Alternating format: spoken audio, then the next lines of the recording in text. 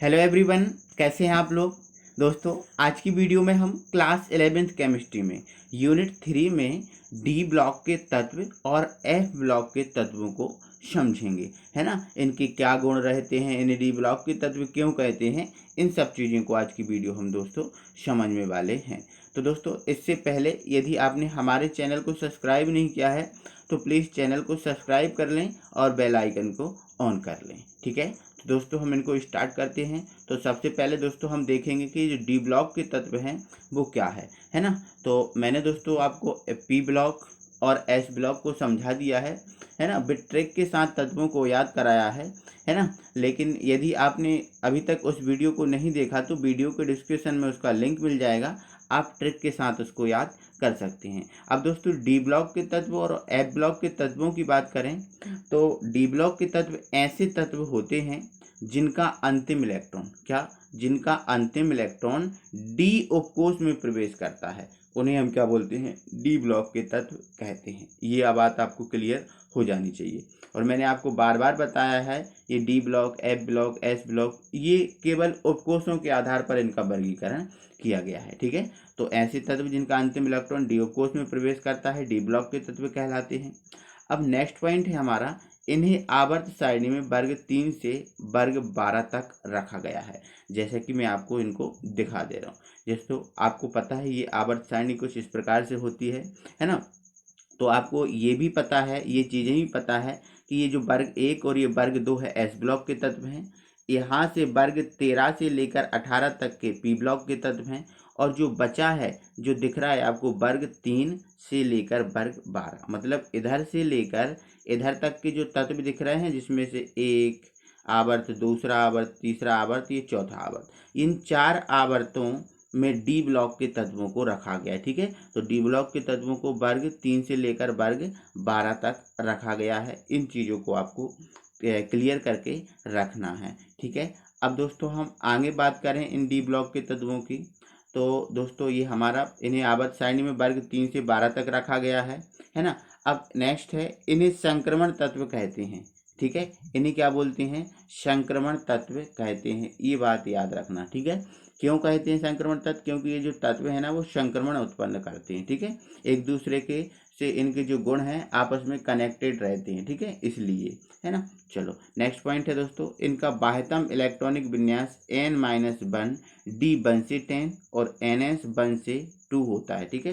मतलब कहने का मतलब ये है कि n-1 डी 1 से 10 है ना, और ns 1 से 2, इनका ये इलेक्ट्रॉनिक विन्यास रहता है। अच्छा, ये क्यों रहता है, इसका मतलब दोस्तों ये है, मान के चलो कोई डी ब्लॉक का कोई तत्व उठाया है ना, और उस डी ब्लॉक का तत्व, जैसे मान के चलो मैंने जिंक ही उठा लिया, क्या उठा लिया, एक डी ब्लॉक का तत्व उठा लिया मैंने, जिंक, ठीक है। तो इस जिंक का जो इलेक्ट्रॉनिक विन्यास हम करेंगे, तो मान लेते हैं, अभी मानने की बात कर रहा हूँ, मान लेते हैं इसमें कितने 10 उपकोष आ रहे हैं, ठीक है। इसके इलेक्ट्रॉनिक विन्यास करने पर कितने 10 उपकोष आते हैं, 10 उपकोष आते हैं। और इसमें मतलब 90 नंबर पे भराता है कौन, एस भराता है, कौन भराता है, एस भराता है। और 10वें नंबर पे कौन भराता है, डी भराता है, ठीक है। तो हमें इसमें करना क्या है दोस्तों, देखो 90 नंबर पे कौन भरा रहा है, वास्तविक इलेक्ट्रॉनिक विन्यास में एस भरा रहा है, और 10वें नंबर पे कौन भरा है, डी भरा रहा है। लेकिन हमें क्या करना है, 90 नंबर पर डी को भरना है और 10वें नंबर पर किसको भरना है, एस को भरना है, ठीक है। मतलब यदि टोटल संख्या हमारी कितनी हुई, 10 हुई, टोटल संख्या 10 हुई, मतलब एन का मान कितना हुआ, 10 हुआ, है ना। तो हमें क्या करना है, n-1 पे डी को भरना है, मतलब n-1 पे डी को, मतलब n का मान 10 है अब, है ना। अब यहाँ पर n-1 करें तो मतलब 10 में से 1 घट जाएगा 9, मतलब 90 नंबर पे हमें किसको भरना है, डी को भरना है। और डी में कितने इलेक्ट्रॉन आएंगे, 1 से लेकर 10 तक, और एस में कितने आएंगे, 1 से लेकर 2 तक, ठीक है। तो ये इसका बाह्यतम इलेक्ट्रॉनिक विन्यास है, ये याद रखना आप, ठीक है। चलो आगे बढ़ते हैं। अगला पॉइंट है हमारा, ये परिवर्ती ऑक्सीकरण अवस्था प्रदर्शित करते हैं। मतलब ऐसा नहीं होता कि इसकी ऑक्सीकरण अवस्था 1 जैसे जो Fe है, जैसे क्या है Fe, आपको पता है Fe की ऑक्सीकरण अवस्था 2+ भी होती है और Fe की क्या होती है 3+ भी होती है। मतलब इस प्रकार से दोस्तों कभी ये 2+ कभी 3+ है ना, तो ये +7 तक ऑक्सीकरण, +6 +7 तक ये ऑक्सीकरण अवस्था को प्रदर्शित करते हैं। तो मतलब सीधी सी बात, ये परिवर्ती ऑक्सीकरण अवस्था प्रदर्शित करते हैं। नेक्स्ट पॉइंट है हमारा दोस्तों, नेक्स्ट पॉइंट है इन तत्वों के यौगिक अयुग्मित इलेक्ट्रॉन की उपस्थिति के कारण, अयुग्मित इलेक्ट्रॉन की उपस्थिति के कारण अनुचुंबकीय होते हैं। अब ये अयुग्मित इलेक्ट्रॉन क्या है, तो दोस्तों आपको मैं बता दूं, आपको पता है जो पी उपकोष होता है, क्या पी उपकोष होता है, कुछ इस टाइप से बनता है और उसमें कितने कक्षक होते हैं, 3 कक्षक होते हैं इस टाइप से, ठीक है। अब आपको पता है पी में कितने इलेक्ट्रॉन है, 6 इलेक्ट्रॉन होते हैं, ठीक है। तो एक ये भर दिया, एक ये भर दिया और एक ये भर दिया, ठीक है। अब मान के चलो इसके पास 6 नहीं है, केवल कितने इलेक्ट्रॉन है, 5 इलेक्ट्रॉन है, ठीक है। तो 3 भर दिए, ये 4 हो गया, ये 5 हो गया, अब ये तो अकेला बचा, है ना। तो दोस्तों जो उपकोषों में अकेला इलेक्ट्रॉन होता है, उस अकेले इलेक्ट्रॉन को हम क्या बोलते हैं, अयुग्मित इलेक्ट्रॉन। और जो उपकोष में डबल इलेक्ट्रॉन होते हैं उन्हें हम क्या बोलते हैं, युग्मित इलेक्ट्रॉन, ठीक है। तो अकेला इलेक्ट्रॉन अयुग्मित, और जो युग्म बना के रहते हैं, बॉन्ड बना के रखते हैं, उन्हें बोलते हैं हम युग्मित इलेक्ट्रॉन, ठीक है। तो ध्यान रखना है आपको, इन तत्वों में क्या होता है, जो डी ब्लॉक के तत्व में बहुत से हैं जो अयुग्मित इलेक्ट्रॉन होते हैं इनमें, ठीक है। तो इन अयुग्मित इलेक्ट्रॉन के कारण ये कौन सी प्रकृति के होते हैं, अनुचुंबकीय प्रकृति के होते हैं, ठीक है। अगला हमारा पॉइंट है इसमें दोस्तों, ये संकुल यौगिक बनाते हैं, ठीक है। अब आपको संकुल यौगिक क्या है, तो दोस्तों आपको पता है जब दो तत्व आपस में मिलते हैं तो क्या बनता है, एक यौगिक बनता है। क्या बनता है, यौगिक। जब दो या दो से अधिक तत्व, है ना, आपस में मिल जाएं, ठीक है, तो क्या बनेगा, दो या दो से अधिक तत्व मतलब एक बड़ा यौगिक बने तो वो बड़ा यौगिक कहलाता है संकुल, ठीक है। तो ये संकुल यौगिक बनाते हैं, ठीक है। नेक्स्ट पॉइंट है हमारा दोस्तों इसमें, डी ब्लॉक के तत्व उत्प्रेरक की तरह व्यवहार प्रदर्शित करते हैं, ठीक है। उत्प्रेरक, अब उत्प्रेरक क्या होता है, तो आपको पता है दोस्तों, जो उत्प्रेरक होता है अभिक्रिया की दर को क्या करता है, बढ़ा देता है, या फिर अभिक्रिया की दर को क्या कर देता है, घटा देता है ना। तो मतलब जो ऐसे आयरन हुआ, प्लेटिनम हुआ, इसमें बहुत सारे ऐसे तत्व हैं जो उत्प्रेरक की तरह कार्य करते हैं। मतलब किसी अभिक्रिया को दर को बढ़ाना है तो उसके लिए हम इनका प्रयोग करते हैं। तो दोस्तों ये हुए हमारे डी ब्लॉक के तत्व। अब दोस्तों हम बात करते हैं आपसे एफ ब्लॉक के तत्वों की, ठीक है। तो एफ ब्लॉक के तत्व भी जस्ट इसके ही सेम है ना। अब एफ ब्लॉक के तत्व क्यों कहते हैं, पहले तो आप ये बता दो, ठीक है। तो दोस्तों ऐसे तत्व जिनका अंतिम इलेक्ट्रॉन किसमें, एफ उपकोष में प्रवेश करता है, किसमें, एफ में प्रवेश करता है, इसीलिए हम क्या बोलते हैं, इन्हें एफ ब्लॉक के तत्व बोलते हैं, ठीक है। अब इन्हें आवर्त सारणी में बाहर रखा गया है, ठीक है। मतलब जो आपकी आवर्त सारणी है उस आवर्त सारणी में बिल्कुल इनको बाहर रखा। देखो आपको पता है ये आपकी आवर्त सारणी है, इस टाइप से, है ना। अब देखो इस एकदम न्यारे, एकदम बाहर जो तत्व रखे हैं वो आपको दिख रहे हैं, यही हैं। एक आपका ये आवर्त है और एक आपका ये आवर्त है। इसमें 14 तत्व हैं, इसमें 14 तत्व हैं। तो ये दोस्तों जो तत्व दिख रहे हैं आपको अलग रखे हैं आवर्त सारणी से, इन्हें ही हम बोलते हैं एफ ब्लॉक के तत्व, ठीक है। अब इनको बाहर क्यों रखा गया, तो दोस्तों इनको बाहर रखने का कारण ये है कि इनका जो ये है ना, इन तत्वों से इनके जो गुण हैं बिल्कुल अलग हैं, अलग गुणों के कारण इनको बाहर रखा गया है, ठीक है। अब बात आगे जाती है, तो दोस्तों जो एफ ब्लॉक के तत्व हैं इन्हें दो श्रेणियों में बांटा गया है ना, जिसको हम एक बोलते हैं, ये वाली लेंथिनाइड श्रेणी है और ये वाली एक्टिनाइड श्रेणी है, ठीक है। अब ये लेंथिनाइड और एक्टिनाइड क्या होता है दोस्तों, क्या है, जो लेंथिनम तत्व है उस लेंथिनम तत्व के बाद जो 14 तत्व आते हैं उन्हें हम बोलते हैं लेंथिनाइड तत्व। और जो एक्टिनाइड तत्व है वो क्या है, एक्टिनाइड, एक यहाँ पर आपको दिख रहा होगा लेंथिनम, इसके बाद जो 14 तत्व आते हैं उन्हें यहाँ रखा गया है जिन्हें लेंथिनाइड बोला गया है। और एक तत्व यहाँ पर है क्या, एक्टिनियम। इस एक्टिनियम के बाद जो 14 तत्व आते हैं उन्हें हम क्या बोलते हैं, एक्टिनाइड तत्व बोलते हैं, ठीक है। और एक बात विशेषता दोस्तों इसकी ये भी है कि ये दुर्लभ मृदा तत्व हैं। मतलब इनको जो मृदा होती है, इन मृदा में इसको ईजिली इनको प्राप्त नहीं किया जाता, ठीक है। इनको प्राप्त करने के लिए बहुत मेहनत की जाती है, इसलिए इन्हें हम बोलते हैं दुर्लभ मृदा तत्व, ठीक है। तो अब आ जाते हैं, ठीक है। तो पहला पॉइंट हम हो गया, इन्हें आवर्त सारणी में बाहर रखा गया, ये चीज़ क्लियर हो गई। इन्हें दुर्लभ मृदा तत्व या अंतः संक्रमण तत्व कहते हैं, ठीक है। अब अंतः संक्रमण, देखो आपको पता है संक्रमण तत्व डी ब्लॉक के तत्व हैं और संक्रमण तत्वों से इनको अलग किया गया है।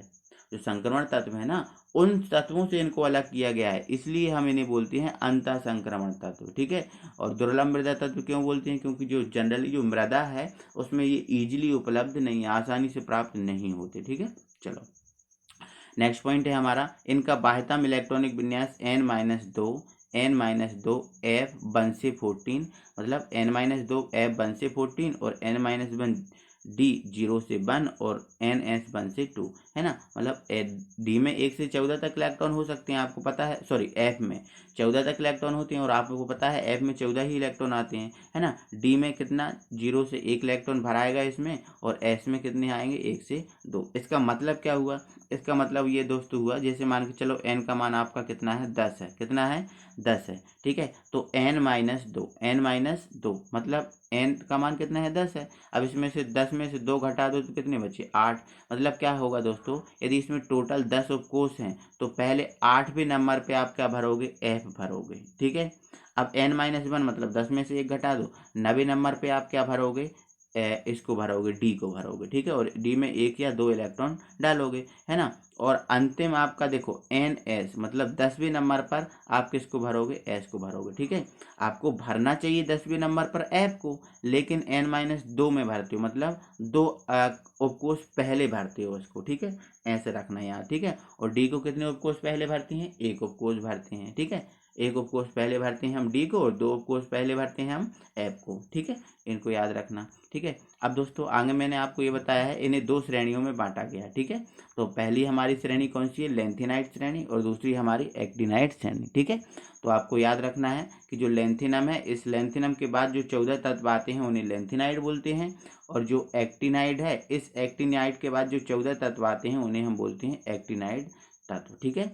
तो आपको मैंने आवर्त सारणी में बता ही दिया है कि ये लेंथेनाइड हैं और ये जो हैं आपके ये लेंथेनाइड और ये एक्टिनाइड। ठीक है। चलो आगे बढ़ते हैं, है ना। अगला है दोस्तों हमारा ये पॉइंट है इसमें कि ये जो तत्व हैं सभी भारी धातु हैं। तो मतलब जितनी भी जो तत्व हैं, देखो सभी धातुएं तो हैं, है ना, लेकिन ये सभी भारू धातु हैं, इनमें वजन ज़्यादा होता है, वेटेड ज़्यादा होता है। ठीक है।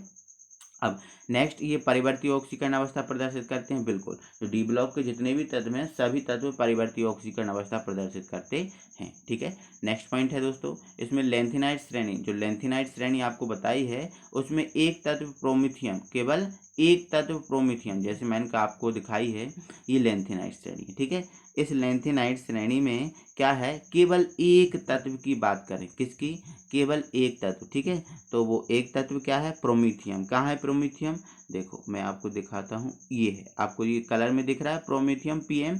केवल ये जो तत्व है लेंथेनाइट श्रेणी में, यही रेडियो एक्टिव तत्व है। मतलब क्या है रेडियो एक्टिव का मतलब क्या है? ये केवल रेडियो तरंगों को उत्पन्न करता है, ये केवल रेडियो तरंगों को उत्पन्न करता है। तो इसमें केवल एक तत्व है। लेकिन आपको जो एक्टिनाइट श्रेणी दिख रही है, इसमें जितने भी तत्व हैं वो सभी तत्व, जितने तत्व हैं वो सभी तत्व रेडियो एक्टिव तत्व हैं। मतलब ये सभी तत्व रेडियो तरंगों को उत्पन्न करते हैं, और इसमें केवल प्रोमिथियम, केवल PM। तो इस चीज़ को आपको याद रखना है दोस्तों, है ना। तो आई होप दोस्तों कि ये जो चीज़ें मैंने आपको क्लियर की हैं वो आपको समझ में आई होंगी एक एक करके। ठीक है। और अपनी आप कॉपी में इसको अच्छे से एडजस्ट कर लेना, क्योंकि जो D ब्लॉक F ब्लॉक के तत्व हैं इनके बारे में आपको जानकारी होनी चाहिए कि ये क्या करते हैं, कैसे करते हैं। ठीक है। और मैं कंटिन्यू क्लास आपको दे रहा हूँ, तो आप बिल्कुल पढ़ते जाइएगा, मेरे साथ हमेशा आप बने रहिएगा, आप बहुत अच्छा समझेंगे, बहुत अच्छा पढ़ेंगे। ठीक है। बट दोस्तों आप कंटिन्यू पढ़िएगा। ठीक है। तो दोस्तों यदि आपको अच्छा लगा है वीडियो तो आप लाइक कीजिए, अपने दोस्तों लोगों को शेयर करें, और यदि आपने अभी तक हमारे चैनल को सब्सक्राइब नहीं किया है तो सब्सक्राइब कर लें और बेल आइकन को प्रेस कर लें। अगली वीडियो में हम फिर मिलेंगे, तब तक के लिए थैंक यू वेरी मच।